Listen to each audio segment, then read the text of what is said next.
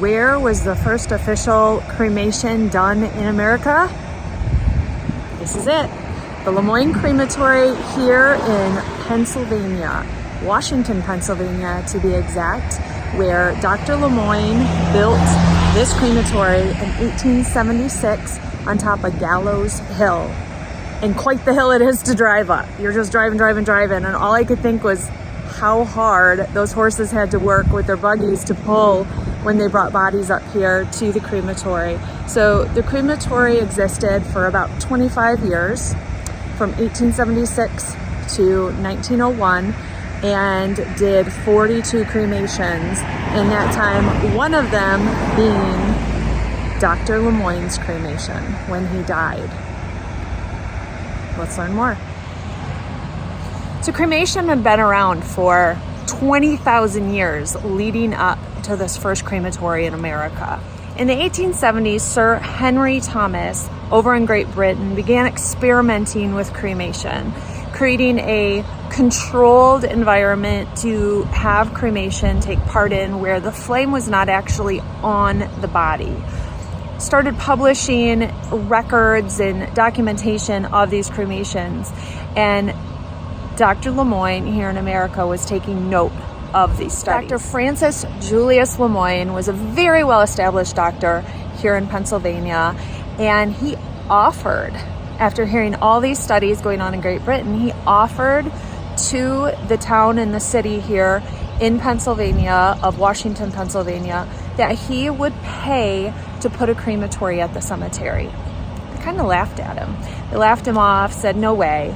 So he used his own property here. This was his property up on top of Gallows Hill, and he built this crematory. It cost about $1,500 at the time. Today's price, that would be about $46,000, which is pretty inexpensive for building nowadays crematory, which would probably cost at least about $400,000 to start. Haven't built one myself, don't know exact specifics, but that was documentation that I had read about building crematories now. So you can see the translation in the money. Now, as I had said previously, 42 individuals were cremated here over the time of its existence. Some records say that the last was done in 1900, some say 1901. We're going to find out here in a little bit more accuracy to that date so that we know. I also read records of 42 people or 46 people.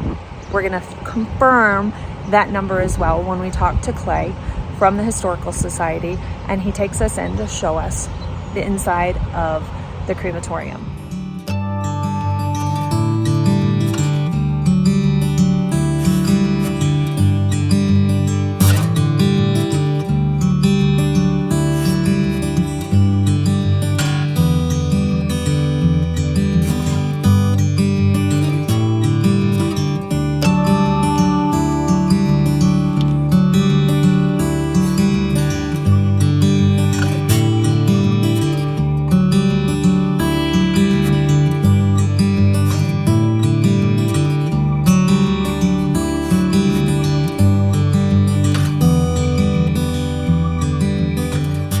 So the way this thing is built is so that the fire would never actually touch the body. It made it less, in Francis's eyes, less barbaric, less pagan, a cleaner process. So you have a big fire pit down below that goes back the entire length of this enclosure.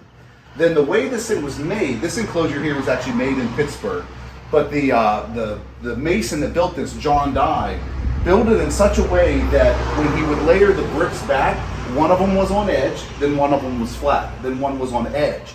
And that allowed the heat to wrap around it. It basically created all these vents that would allow the heat to completely surround this thing. And so it was almost like a kiln, like a modern day kiln, where the flames never hit the body, but the heat broke down the body. Then there's two vents in this as well. So in the back, there's a chimney in the back that's a vent for the fire pit itself.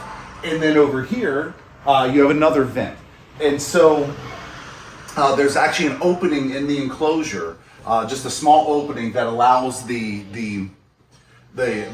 smoke, whatever it was from the body breaking down. Emissions, thank you, it's a good word. Allow the emissions from the body to vent out. So you had the two working chimneys. But they weren't sure when they built this thing that I don't think they realized how hot it was going to get. And they realized later on they were getting it up over 2,000 degrees. So they had 2 of these grates built. Originally it was this one. This is the original grate. So you would have had Baron de Palm, Jane Pittman, and Francis cremated in this grate. But it started to break down. And so what they did was they built another one, which is in the other room, which was built of heavier stock, and it was used for the remaining 39 cremations. But yeah, they would slide the body in. They would slide it in on these grates. Then they had these gigantic doors, like this one down here.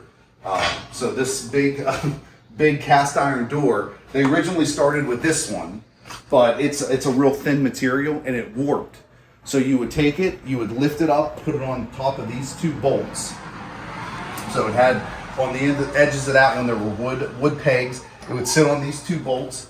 Then you take the door and close it, pin it, and then you would crank it down and it would seal tightly against there. Then there was a small, like on this one, you could see a small little peephole that you could look in and see how the body was breaking down.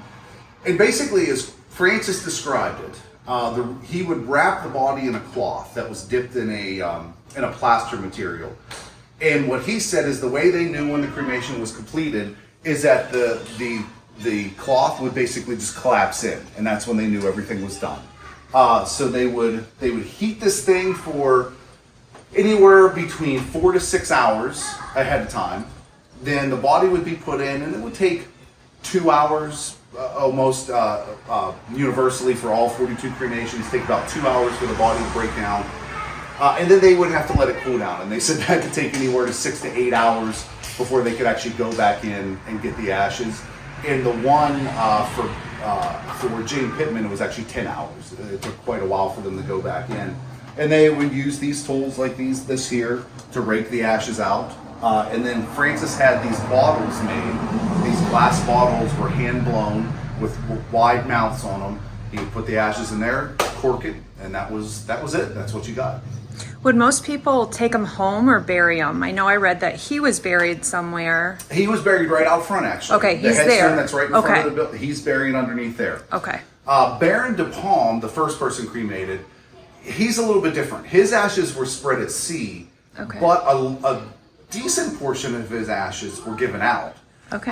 So Francis realized he could not bring everybody here to see the cremation, but they could take it back, they could study it, other people could see the ashes and see how clean it was, and maybe the idea would spread. So doctors, surgeons, whatever it may be, that came to see the cremation, he actually gave them samples of ashes.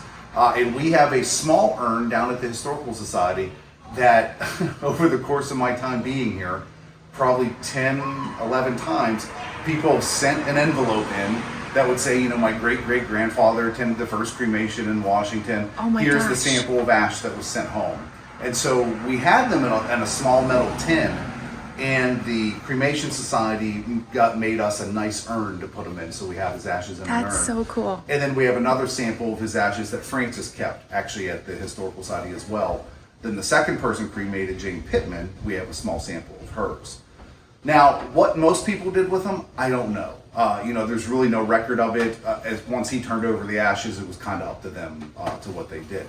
But I've never had anybody contact me, and as far as I know, no one has ever contacted the Historical Society to say, hey, my grandmother was the 20th person cremated, we still have her ashes. So they may exist, but my guess is they don't.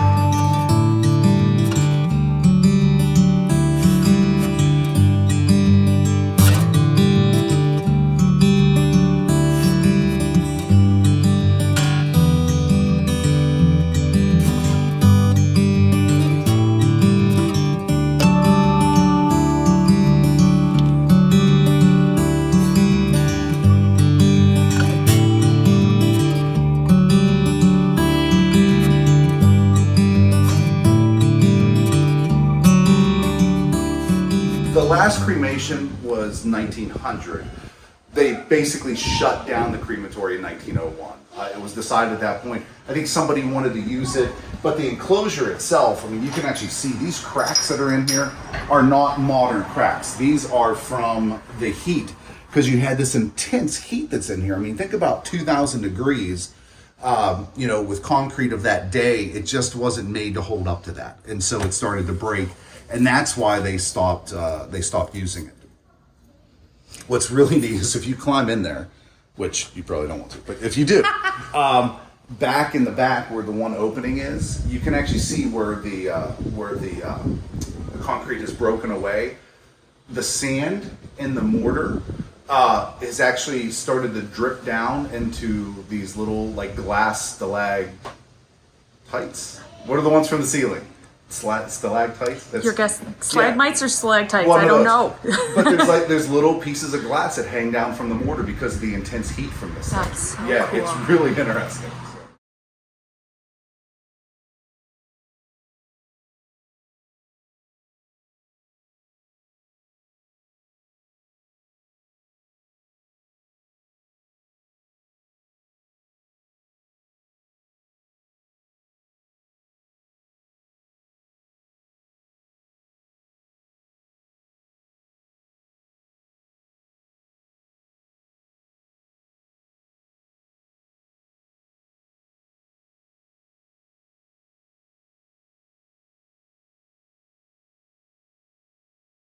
Tell us about the first cremation. So the first cremation was a gentleman by the name of Baron de Palm. He was a Bavarian prince. He actually died in New York in May of 1876. His caretaker, the gentleman that was traveling with him, decided that he should be cremated, but there were no crematories in the United States at that time, but they knew that Francis LeMoyne was building his. So what they actually did was they took the Baron and they embalmed him, and they kept him preserved in New York for about 5 or 6 months, because construction of this building didn't start till June. So he died a month before the construction started on this. Then the construction was completed around late October, early November. They did a test fire of the furnace. They actually cremated 2 sheep. That was the first test fire of it. And it was at that point that the Baron was put on a train, brought from New York City down to Pittsburgh, and then he was put in a carriage and he was brought down here to Washington for the cremation to take place. There's actually a story that when he hit Pittsburgh, they lost the body. So they couldn't find the box that he was in. Somehow when it exited the train, it didn't make it onto the carriage as it was supposed to. So they lost it for about an hour, and then finally he turned up and they brought him down here for the cremation to take place. But it was kind of a big deal because he's this, from what I've read about him, he was not a well-liked figure. He was kind of mean, but he was a high-profile person. So for that person to be the first person cremated, this high-profile figure, was kind of a big deal. It helped lead to the spread of the knowledge of this building and cremation itself. And you said news reported like 10,000 people gathered up here for that first cremation. Yeah, there's reports of about 10,000 people. I'm not sure how much I believe that. I mean, I know that there's photographs of the crowd, but I've never seen anywhere it looks like there's 10,000 people. So maybe they were counting the population of Washington already. I don't know. So, but I know quite a few people came. Francis sent out invitations to people because, again, he couldn't take this idea to everybody. But if he could bring some doctors here, allow them to, they actually allowed him to take back some of the ashes so that they could study them, so they could maybe help the idea spread. Because his whole thing for this was to help stop the spread of disease. He thought it was a cleaner way of disposing of bodies. And so the quicker it spread in his mind, the quicker we get to this idea of maybe certain diseases coming to an end. Things in this room are originals, like this pie saver tin kind of cabinet that, well, it's not what used to be. It used to have embalming fluid and things in it if they needed to preserve the bodies for a while. But the chairs are original. People would gather and have a little service. Like, somebody was sitting in this chair that was here with the dead body that they loved and were saying goodbye to.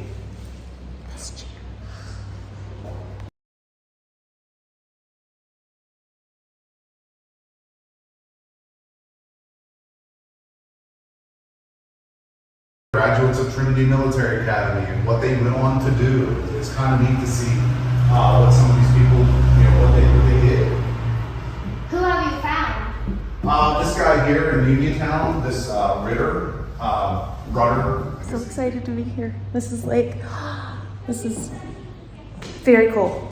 So thank you guys for joining me here. Thanks to Clay from the Historical Society for giving us a little backstory on the LeMoyne Crematory. Thanks, guys.